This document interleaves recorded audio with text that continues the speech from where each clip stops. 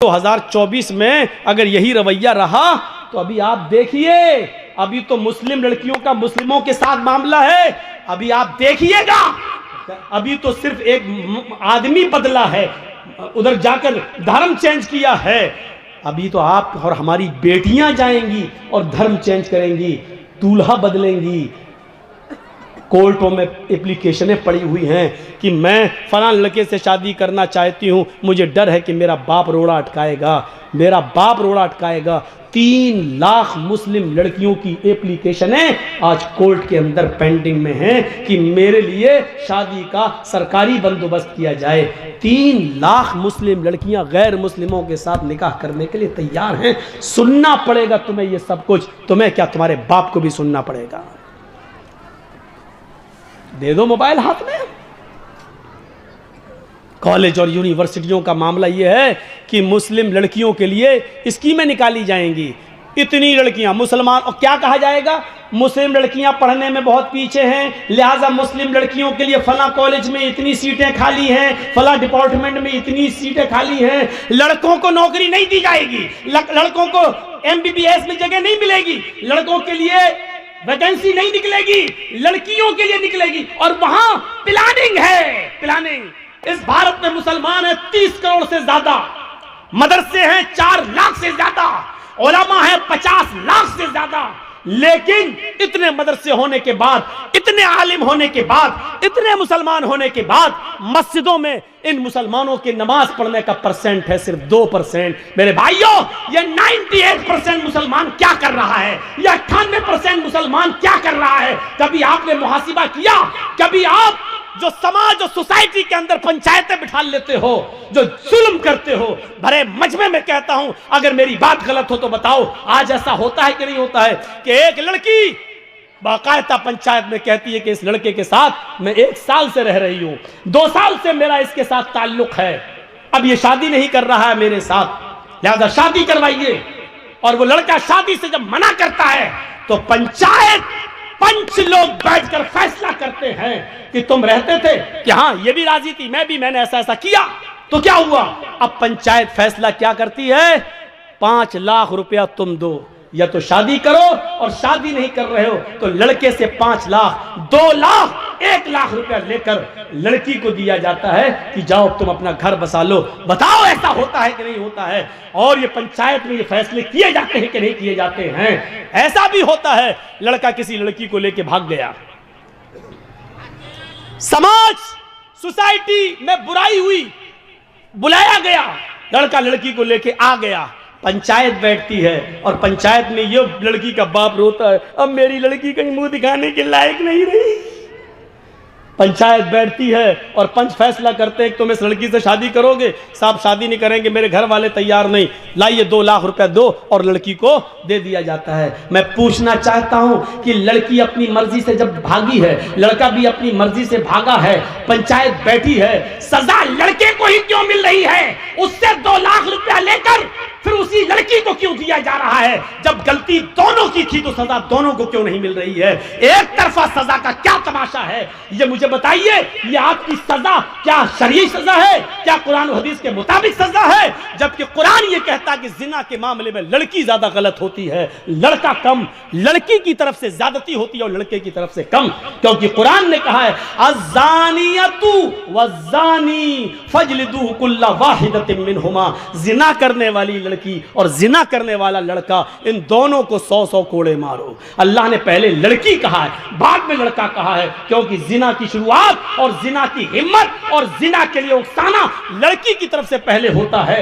लड़का ठीक है भगा रहा था, लेकिन लड़की अगर भागने का इशारा न करती तो कभी जिंदगी के अंदर लड़का उस लड़की को भगा नहीं सकता था। मेरे भाइयों, फिर लड़की को सजा न दी जाए और पैसा लेकर जुर्माना लड़की को दे दिया जाए। शर्म आनी चाहिए ऐसे पंचों को, और शर्म आनी चाहिए ऐसी पंचायत को जो बिल्कुल दोगला, नालायक और अखलाक से गिरा हुआ फैसला करते हैं। तुम्हें कयामत के दिन अल्लाह के यहां इसका जवाब देना होगा। भाग रही लड़की, साहब मुंह काला हो गया है, क्यों भागी? साहब चली गई, इसका मतलब बाप की गलती थी। क्यों दिया था तूने अपनी लड़की को एंड्रॉइड मोबाइल? क्यों चलाती थी व्हाट्सएप? क्यों चलाती थी मैसेंजर? क्यों चलाती थी फेसबुक? मोबाइल तो तूने ला कर दिया है ना, या चोरी छिपे लड़की मोबाइल चला रही हो, घर में लड़की की अम्मा तक को पता ना हो, सब मिली हुई होती हैं, अम्मा भी बिटिया से मिली होती है। इस मौके पर वो सीरियल याद आता है, बेटी भी कभी मां भी कभी बेटी थी। हम सास भी कभी बहू नहीं कहेंगे। आज बेटी जो कर रही है, मां जानती है कि बेटी क्या कर रही है, क्यों? मां भी कभी किसी की बेटी थी। सर्दियों के लिए तो लड़कियां दुआ मांगती, अल्लाह जल्दी सर्दियां आए। क्यों मालूम है क्यों? क्योंकि गर्मियों में मोबाइल नहीं चला पाती हैं, सर्दियों में कंबल डाला, अंदर अंदर चल रहे हैं, अंदर सर्दियों की दुआएं मांगी जाती हैं। ऐसी लड़कियां भागेंगी नहीं तो और क्या होगा? अभी तुम सोच रहे हो कि मौलाना क्या करें? अल्लाह का शुक्र अदा कीजिए कि आप इस्लाम से जुड़े हुए हैं, और इस चीज की कद्र कीजिए, और याद रखिए ये किरामन कातिबीन हमारे एक एक हरकत को लिख रहे हैं और नोट कर रहे हैं। हमें और आपको सबको इसका हिसाब किताब देना है। अल्लाह रब्बुल आलमीन के यहाँ रिकॉर्ड हो रहा है, हमारा सब कुछ रिकॉर्ड हो रहा है। और इसके बाद एक चीज और बताना चाहता हूं मैं आपको।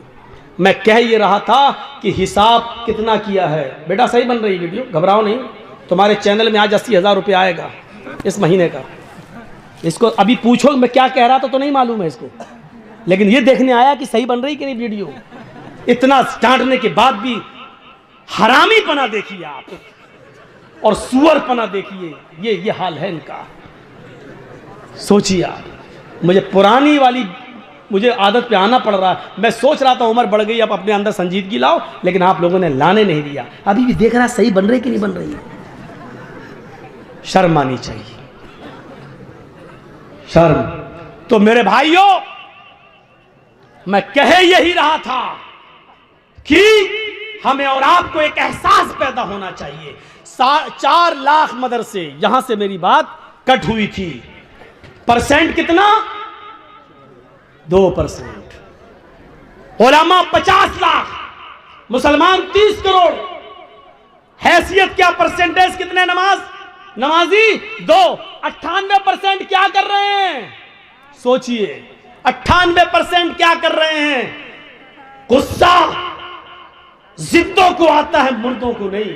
आपको गुस्सा आना चाहिए। मैं नहीं कहता हूं गुस्सा नहीं आए, मुझे गुस्सा आ रहा है ना, गुस्से को पालो, गुस्से को परवान चढ़ाओ। गुस्सा जिंदों को आता है, मुर्दों को नहीं। लेकिन ये गुस्सा आपको इसके ऊपर नहीं आना चाहिए जिसने धर्म परिवर्तन कर लिया। गुस्सा आपके इसके ऊपर नहीं आना चाहिए कि ऐसा हो रहा है वैसा हो रहा है ना, नहीं। गुस्सा इस बात पे आना चाहिए कि आपकी बीवी ने सुबह फजर की नमाज पढ़ी या नहीं पढ़ी है। नहीं पढ़ी है तो गुस्सा आना चाहिए। आपका बेटा 10 साल से बड़ा है, नमाज पढ़ने नहीं गया, बिस्तर पे सो रहा है, आपको गुस्सा आना चाहिए। नमाज क्यों नहीं पढ़ी? आपको गुस्सा आना चाहिए, इस बात पे गुस्सा आना चाहिए आपको। आपका बेटा शराब पीकर घर में आया, आपको गुस्सा आना चाहिए। ऐसा क्यों किया?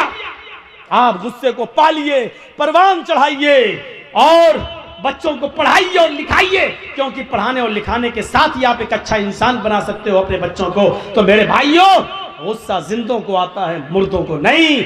आप गुस्सा, लेकिन गुस्सा जहां आना चाहिए वहां आपको आना चाहिए, हर जगह गुस्सा नहीं। मुझे जायज बात पे गुस्सा आया, यहां गुस्सा आना चाहिए। आपको भी जायज बातों पे गुस्सा आना चाहिए। अल्लाह के रसूल को भी गुस्सा आता था, और गुस्से का तो हाल ये था कि अल्लाह के नबी के जब गुस्सा आता था तो हत्ता मर्रत आईना, आपकी दोनों आंखें सुर्ख हो जाया करती थी। सहाबा कहते हैं अल्लाह के रसूल को जब गुस्सा आता था तो ऐसा लगता था जैसे अनार का जूस किसी ने मोहम्मद रसूलुल्लाह की आंखों में डाल दिया है, इतनी लाल हो जाती थी आंखें। हजरत उमर ने हिसाब दिया, आप भी हिसाब देना सीखिए। और याद रखिए, कुरान की आयत है, वमन अअरज़ अन ज़िक्री फ़इन्न लहू मईशतन ज़नका। आज हम दौड़ रहे हैं 2 रोटी मिल जाए, और 2 रोटी के लिए हम क्या क्या कर रहे हैं? सोचिए, समंदर में एक विहील मछली है, विहील मछली समंदर में 40 टन गोश्त खाती है। एक दिन में 40 टन मछलियों को, 40 टन।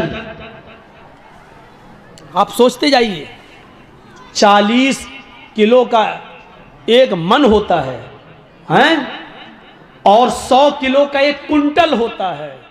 10 कुंटल का 1 टन होता है, 40 टन गोश्त खाती है। मेरा रब उस मछली को भी भूखा नहीं सोने देता है जो एक दिन में 40 टन गोश्त खाती है।